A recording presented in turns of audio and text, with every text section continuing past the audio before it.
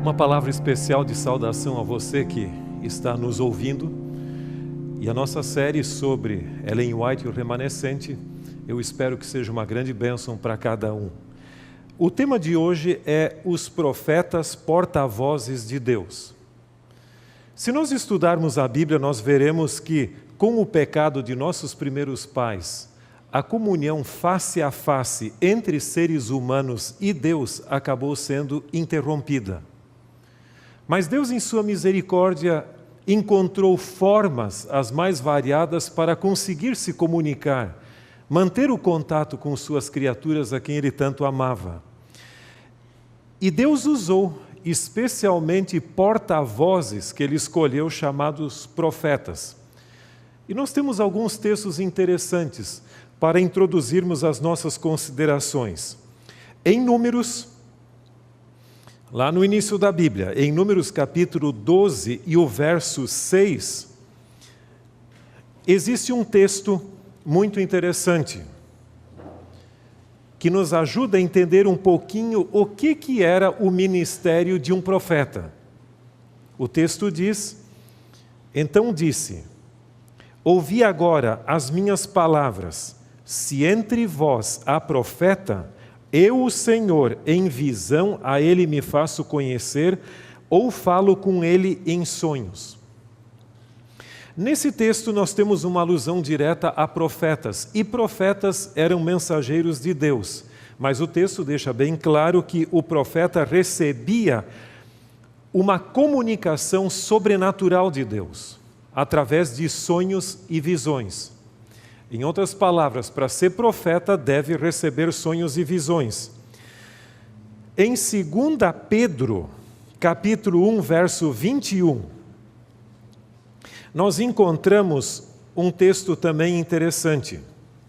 2 Pedro, capítulo 1, o verso 21. Porque nunca jamais qualquer profecia foi dada por vontade humana. Entretanto, homens santos falaram da parte de Deus, movidos pelo Espírito Santo. Esse texto acrescenta um elemento importante, que é a função do Espírito Santo na comunicação divina. Em outras palavras, o Espírito Santo é o mensageiro de Deus, ou porta-voz de Deus, que comunica aos profetas a sua verdade. Nós temos um slide que nós vamos gastar algum tempo com ele, que nos ajuda a entender um pouco a obra do Espírito Santo. Nós vivemos hoje num mundo em que as pessoas questionam o próprio Espírito Santo. Numa época em que nós mais precisamos do Espírito Santo para reavivar a igreja, para nos fortalecer para a pregação do Evangelho até os confins da terra, vem pessoas que questionam a própria personalidade do Espírito Santo. Nós não vamos entrar nessa discussão, porque ela não é diretamente vinculada ao tema que nós temos aqui, mas é um assunto importante também. Se nós entrarmos especificamente na obra do Espírito Santo, você pode ver que os dois corações ali colocados representam, o primeiro deles, a obra universal do Espírito Santo no mundo. E depois nós temos a obra especial do Espírito Santo nos crentes, aqueles que aceitam a salvação. O Espírito Santo, ele atua no mundo, em todos os seres humanos, buscando entrada. E ali nós temos dois textos que nos ajudam a compreender aquilo que pode ser chamado de a obra universal do Espírito Santo no mundo. O primeiro deles é o Evangelho de João, o capítulo 16 e o verso 8. Evangelho de João, capítulo 16 e o verso 8 nos diz: quando ele, ou seja, o Consolador, ou o Espírito Santo vier, convencerá os católicos, convencerá os batistas, os luteranos, os adventistas. Não, o texto diz aqui: convencerá quem? O mundo, todos.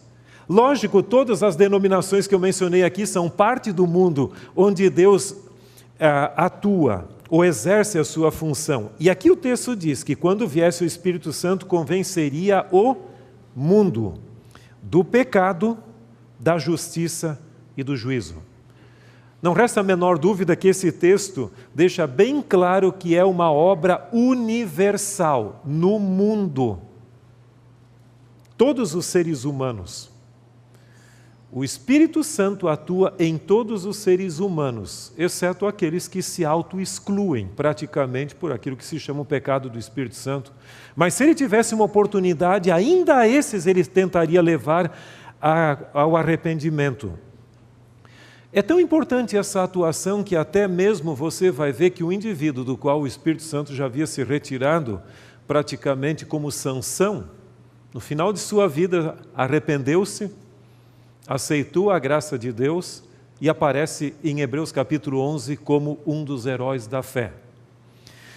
Um outro texto interessante é Apocalipse capítulo 3, o verso 20.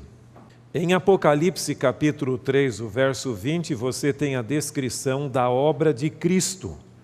Mas nesse particular, a obra de Cristo e do Espírito Santo praticamente se confundem.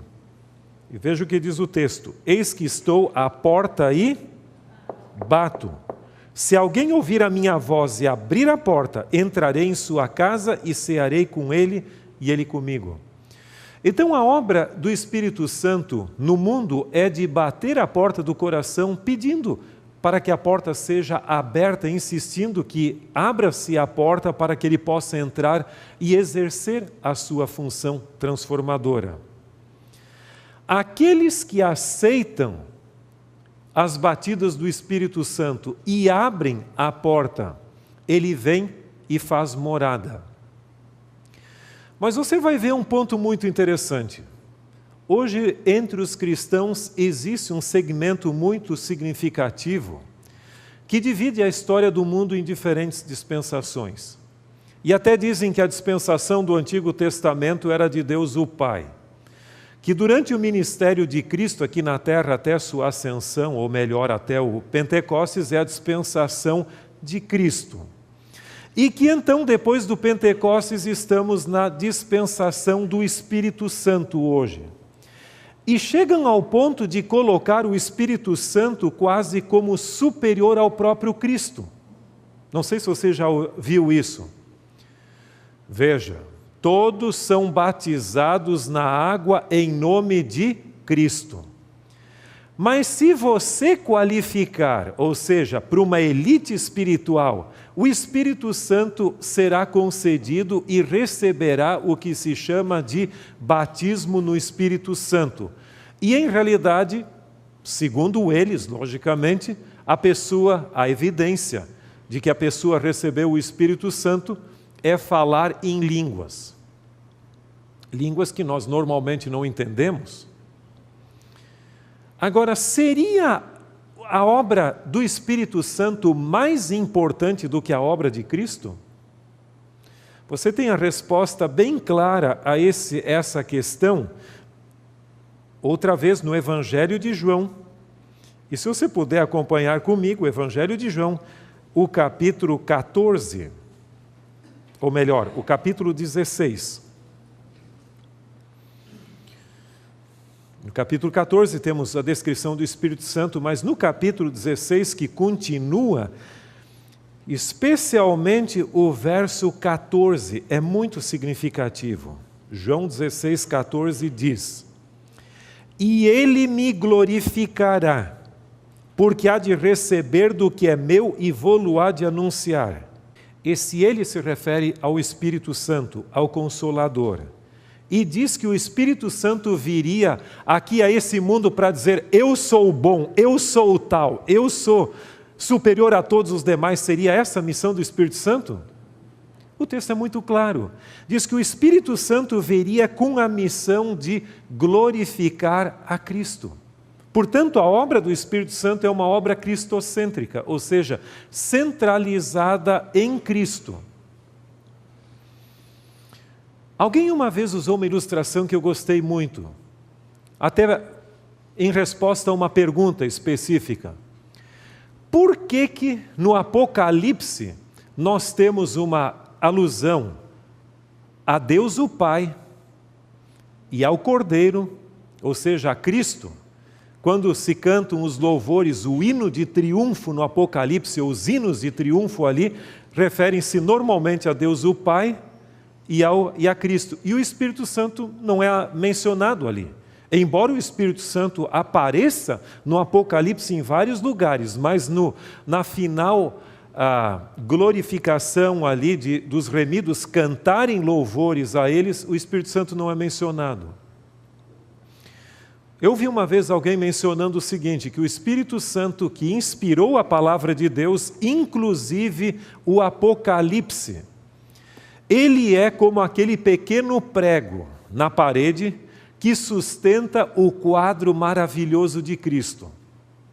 Nós nem lembramos que o prego existe, nós lembramos do quadro que está na parede, mas por trás daquele quadro há um prego, um parafuso, alguma coisa que segura e sustenta.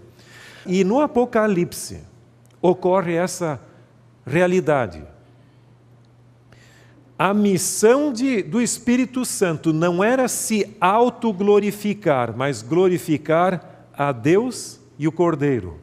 E ainda na final recompensa, ou no final, no ápice da história da salvação, onde os remidos cantarão louvores a Deus, você vai ver que o Espírito Santo que inspirou o Apocalipse uma vez mais fica de lado, para que o glorioso quadro de Cristo possa reinar soberano. Portanto, a obra do Espírito Santo é de natureza cristocêntrica. Mas uma vez que o Espírito Santo entra e faz morada no coração, se você abrir o seu coração e permitir que ele faça morada, duas coisas acontecem. E essa obra, lembre-se, é a obra especial do Espírito Santo nos crentes apenas. Ele concede, em primeiro lugar, o fruto. É o fruto ou os frutos? Mas não menciona vários ali. Vamos abrir a nossa Bíblia rapidamente em Gálatas, o capítulo 5. Gálatas 5, os versos 22 e 23. Gálatas 5, 22 e 23 diz: mas o fruto do Espírito é amor, alegria, paz, longanimidade, benignidade, bondade, fidelidade, mansidão, domínio próprio. Contra estas coisas não há lei. Mas como pode mencionar o fruto sendo que tem várias características ali? Você pode ter alguma outra ilustração? Eu gosto de pensar numa mexerica, numa tangerina, numa bergamota, dependendo de onde você vem, você pode usar nomes diferentes. Você vai ver que uma pocã tem vários gomos dentro, mas forma um só fruto. Da mesma forma também aqui, o fruto do Espírito, ele tem várias características, mas é um só fruto. E por que é um só fruto? Porque não existe essa história de dizer o seguinte: bem, eu recebi o Espírito Santo e só fiquei com a paciência, mas não o amor. Então eu tenho a paciência, você fica com o amor, outro fica com a paz, outro com a bondade. Não é assim. Quando o Espírito Santo vem, todas essas características são concedidas ao crente. Ele ainda não é maduro. Ou seja, o fruto amadurece também. Então, às vezes um cristão pode ficar nervoso. Não deveria. Mas às vezes isso acontece. Mas gradativamente crescendo na graça E na experiência com o Espírito, ele mais e mais deverá superar essas qualidades negativas que muitas vezes vêm da nossa velha natureza. Nós temos que crescer na semelhança de Cristo Jesus, o autor e consumador da nossa fé. Então, onde está a evidência de que alguém tem o Espírito Santo na vida? No fruto. Ele concede também os dons que nós vamos mencionar daqui a pouco, mas por que não é nos dons e no fruto? Porque os dons são passíveis de falsificação. Você já viu que o diabo falsifica dons? Mas ele nunca vai transformar um ser humano à imagem e semelhança de Cristo, porque isso seria uma negação da sua própria obra. Por isso a evidência ali, e todos os que têm a Cristo devem manifestar o fruto do Espírito. Veja, se eu ainda demonstro as características da carne, ou as obras da carne que são mencionadas aqui a partir do verso 19, mas as obras da carne são conhecidas e são prostituição, impureza, lascívia, idolatria, feitiçaria, imundícia, porfias, ciúmes, iras, discórdias, dissensões, e continua. É provavelmente que eu não estou plenamente submisso à atuação do Espírito Santo na minha vida. Então nós podemos começar como crianças espirituais, mas espera-se que nós cresçamos. Lamentavelmente, nós temos hoje um número significativo de cristãos que podem ser chamados de anões espirituais. Cronologicamente, tem uma idade significativa. Desde o seu batismo, vários anos se passaram, mas em termos de sua personalidade espiritual, ainda demonstram excessivas características do fruto da carne. Mas que Deus ajude que você e eu possamos crescer na nossa experiência com Cristo, de tal maneira que o seu poder se manifeste em nossa vida. Mas além do fruto, o Espírito Santo concede dons. O capítulo clássico na Bíblia sobre os dons do Espírito é, indiscutivelmente, 1 Coríntios, o capítulo 12. 1 Coríntios, o capítulo 12. E aqui você tem algumas declarações interessantes a partir do verso 4. Ali diz, os dons são diversos, mas o Espírito é o mesmo. Há também diversidade nos serviços, mas o Senhor é o mesmo. E a diversidade de realizações. Veja, esse capítulo fala da unidade na diversidade. Algumas pessoas querem dizer que nós podemos ter unidade na diversidade de doutrinas. Isso não faz sentido. O mesmo livro ou epístola de 1 Coríntios, no capítulo 1, verso 10, fala que todos deveriam pensar da mesma maneira. Então nós precisamos de unidade na doutrina, no ensino. Mas quando o capítulo fala de unidade na diversidade, se refere sempre a dons e serviços. Você tem o dom da música. Eu também tenho um grande dom da música. Mas de escutar música e não de executar, né? E você pode ter outro dom.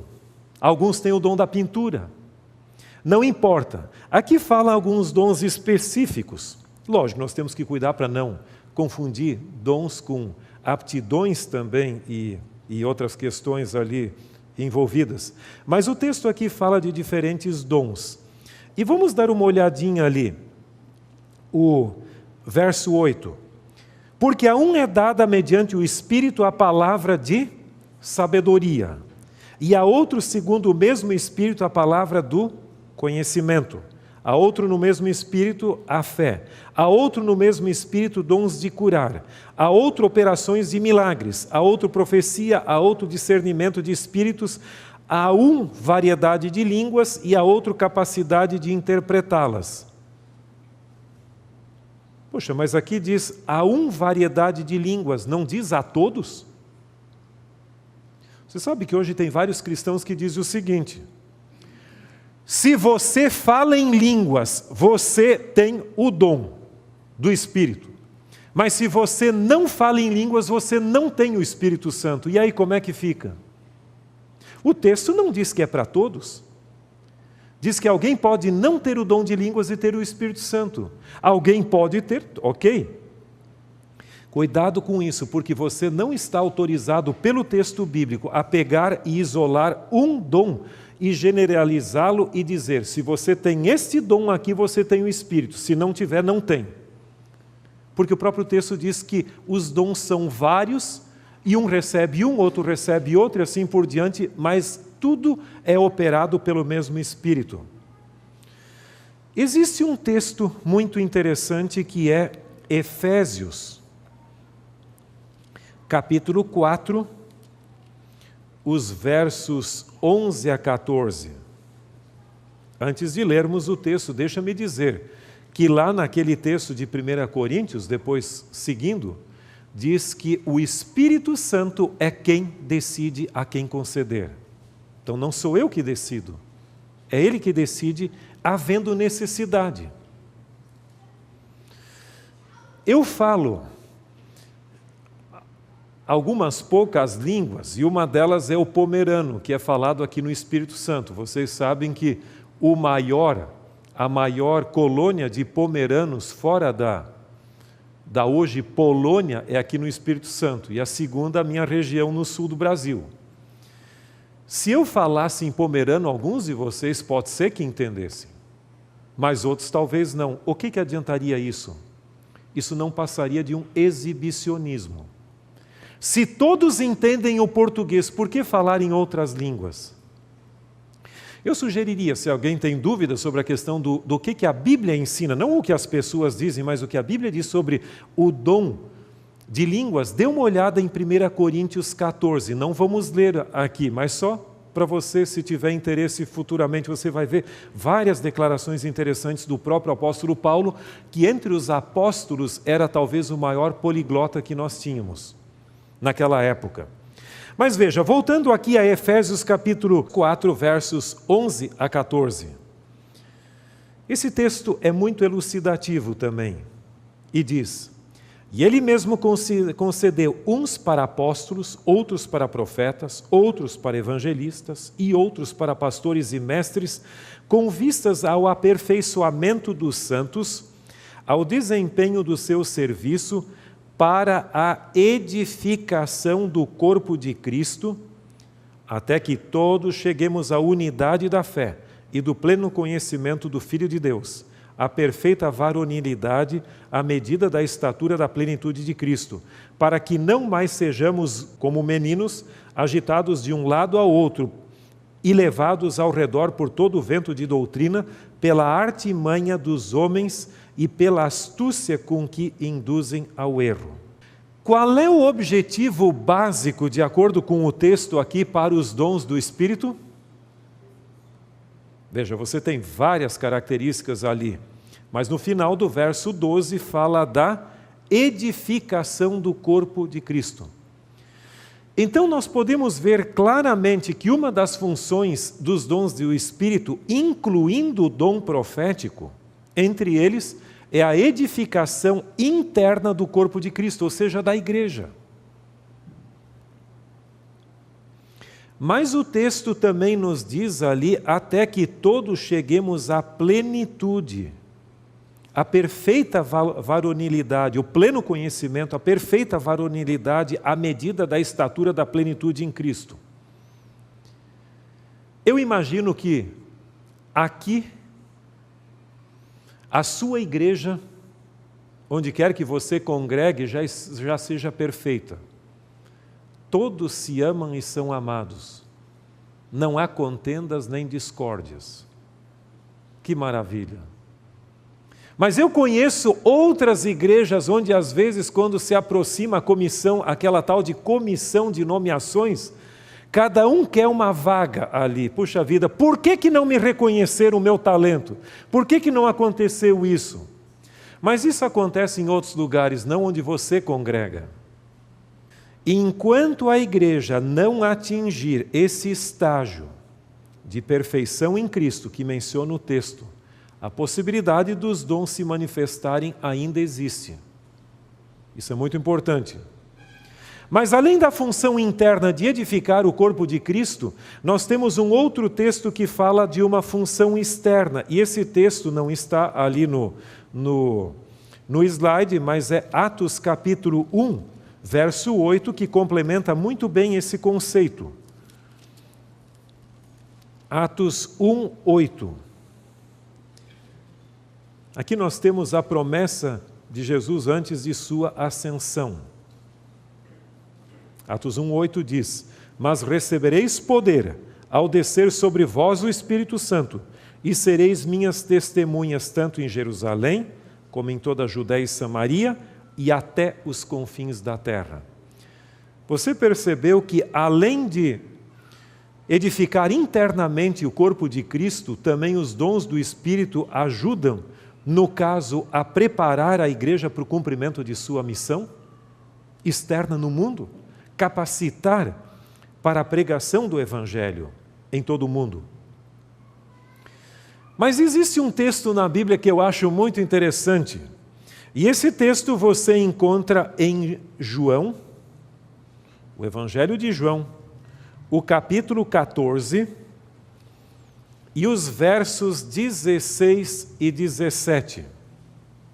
João 14, 16 e 17. E aqui diz assim: e eu rogarei ao Pai, e Ele vos dará outro Consolador. E esse outro no original significa outro semelhante.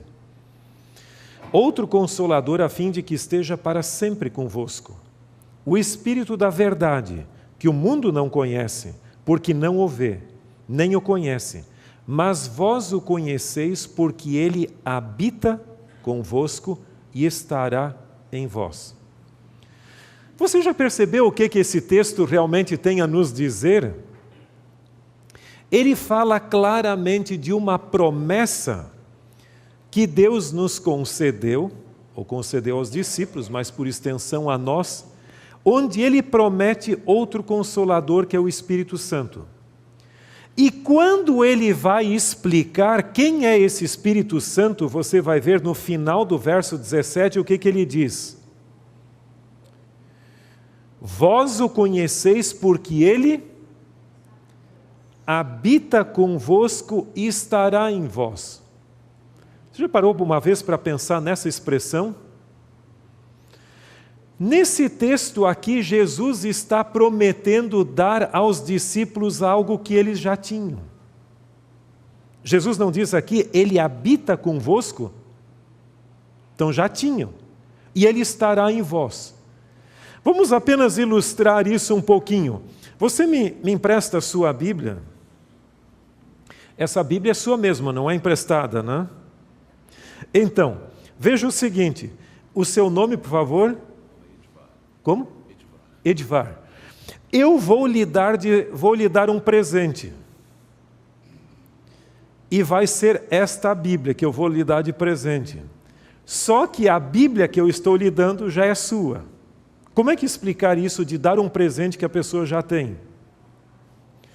Veja, você pode ter alguma outra explicação, mas a única forma que eu tenho para entender esse texto é se você fizer a distinção ali entre a concessão do Espírito Santo para a salvação, do qual o fruto é a evidência, e uma capacitação especial do Espírito Santo em forma de dons. Os discípulos já tinham o Espírito Santo antes do Pentecostes. E se você estudar o texto bíblico, você vai ver que pessoas no Antigo Testamento eram cheias do Espírito Santo. Então não é que o Espírito Santo, alguns acham que o Espírito Santo estava lá no céu em umas férias ali antecipadas. Não. Estou ali sem trabalhar, sem fazer nada, até que vem o Pentecostes e aí começa a atividade. Não é assim. Você vai ver que já no início da Bíblia fala que o Espírito se movia sobre a face do abismo, lá em Gênesis capítulo 1. No início da Bíblia. O Espírito Santo sempre atuou. E é muito importante um ponto. Nenhum ser humano sobre a face da terra pode estar em estado de salvação sem o Espírito Santo. Isso é desde o início da história humana.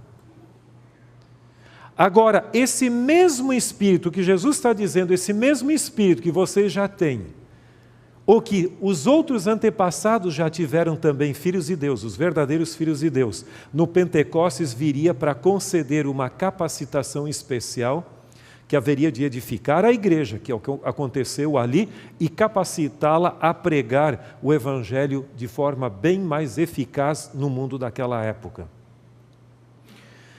Mas o que nos interessa nessa manhã é que entre os dons que o Espírito Santo concederia, estava o dom de profecia.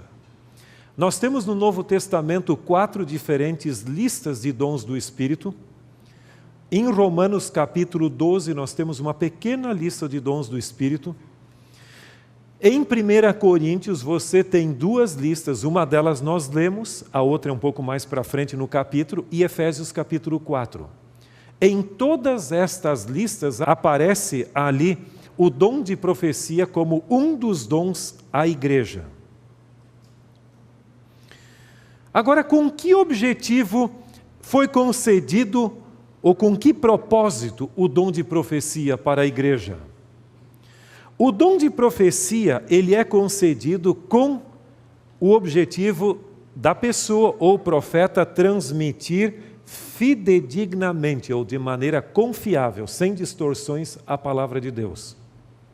Alguns acham que profeta só prediz o futuro. Não é assim. Ele pode prever o futuro, mas ele pode falar do passado, do presente e do futuro, não há limite. Ele pode até usar ilustrações e fatos já conhecidos. Entre as opções disponíveis, ele usa determinada função ou determinada informação. Você vai ver que Moisés, por exemplo, mais refletiu no Gênesis sobre o passado do que realmente sobre o presente ou o futuro.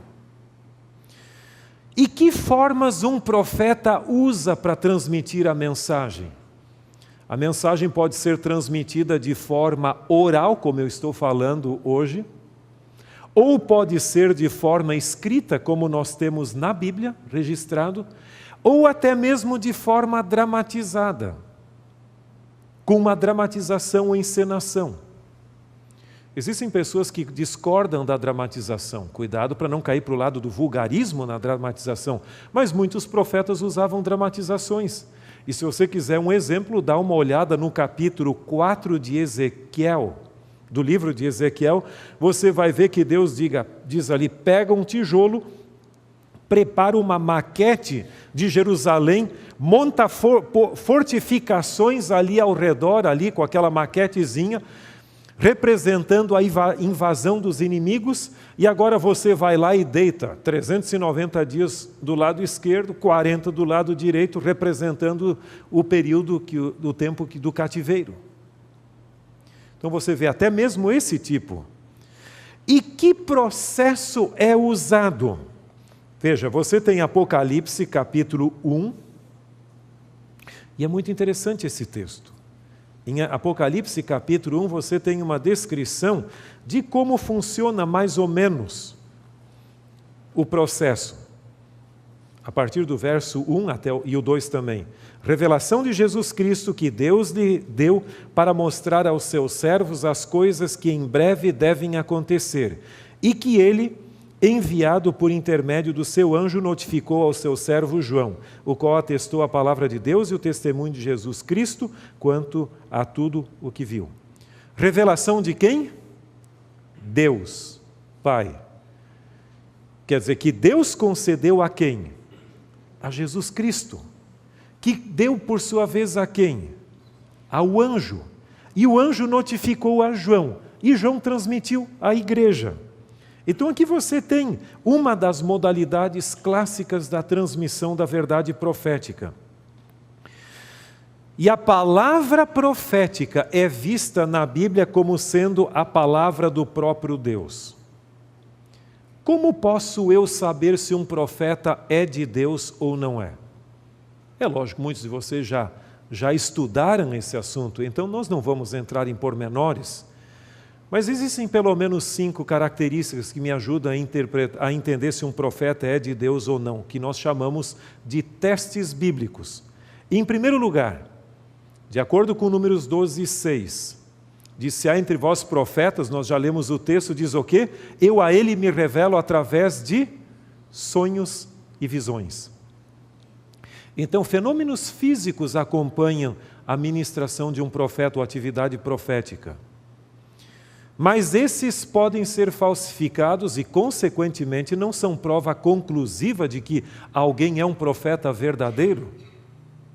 Em segundo lugar, e talvez o mais importante, de acordo com Isaías 8, 19 e 20, que diz: a lei e aos profetas, se não falarem dessa maneira, jamais verão a alva, é a conformidade doutrinária com a Bíblia. Se alguém não fala em conformidade com a Bíblia, se contradiz a Bíblia, é evidentemente um falso profeta. Então, esse talvez seja o teste mais importante. De acordo com 1 João 4, 1 e 2, diz que todo aquele espírito que confessa que Jesus veio em carne, e o que não confessa não é um verdadeiro espírito. Portanto, o verdadeiro profeta deve crer na encarnação de Cristo, ou seja, na natureza divina humana, ou divino-humana de Cristo. Que ele é plenamente o Filho de Deus e plenamente ser humano também. Em terceiro lugar, as profecias de um profeta devem se cumprir. Ou melhor dito, em quarto lugar, em Deuteronômio 18, 21 e 22 diz que para saber se um profeta é de Deus, a sua palavra deve se cumprir. Se não se cumpre, não é realmente alguém de Deus. Mas, por outro lado, embora a profecia e a palavra de um profeta deve se cumprir, não se esqueça que o caso de Jonas, ou seja, a pregação de Jonas em Nínive, é evidência clara de que existem profecias condicionais. Deuteronômio 28 fala sobre isso. Quando um profeta diz, e Jonas fez isso, ainda 40 dias e Nínive será destruído, mas o povo muda, a palavra pode se cumprir ou não se cumprir. Então tenha em mente, quando a atitude do povo está envolvido, isso pode acontecer ou não.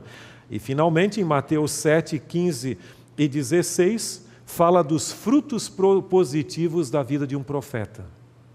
A obra de um profeta tem que construir a igreja.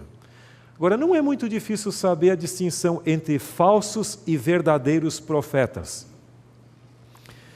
O verdadeiro profeta, Deus o chama, e ele é humilde e se considera indigno do exercício do ministério profético. Assim foi Moisés, Amós e outros. Mas o falso profeta, Deus não o chama e ele se oferece: eu estou aqui para ser profeta. E se você não o aceita, você é tido como não sendo filho de Deus. O verdadeiro profeta, e aqui entra em cena um ponto muito importante, o verdadeiro profeta é alguém cuja mensagem está acima do fenômeno. Em outras palavras, aqui está a mensagem de Deus. O fenômeno, se eu tive visão ou não tive, é secundário. Mas o falso profeta, para ele, o fenômeno de ele ter recebido uma revelação de Deus é mais importante do que a própria palavra, do que a mensagem. Eu estava lendo as mensagens, já dialoguei com vários pretensos profetas por aí, e você vai perguntar: e qual é a mensagem que você tem? Não, eu sou profeta. E qual é a mensagem? Eu sou profeta. E eu estava lendo os escritos de um pseudo-profeta contemporâneo, e essa pessoa dizia assim: e eu fui tomado em visão e levado para o céu, e lá Deus me disse que me ama muito. Acabou a visão.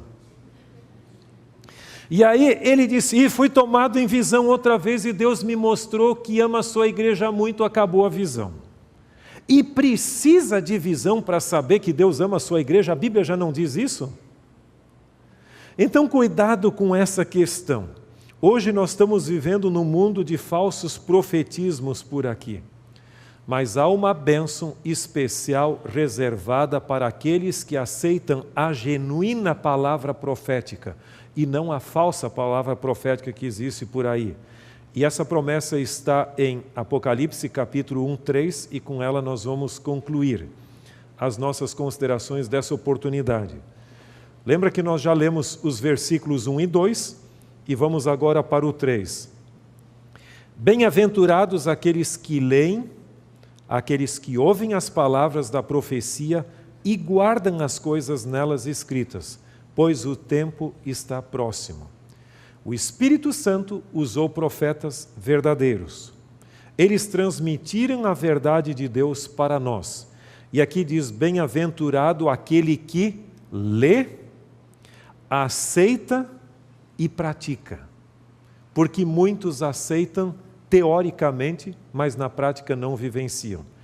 E eu espero que essa bênção seja extensiva a você e a mim, a cada um de nós, e que nós sejamos leais à palavra profética e estejamos entre aqueles que leem, aceitam e praticam, porque a palavra profética muitas vezes pode ser não aquela que nós mais gostamos, mas com certeza é a que mais necessitamos. Deus abençoe. Amém.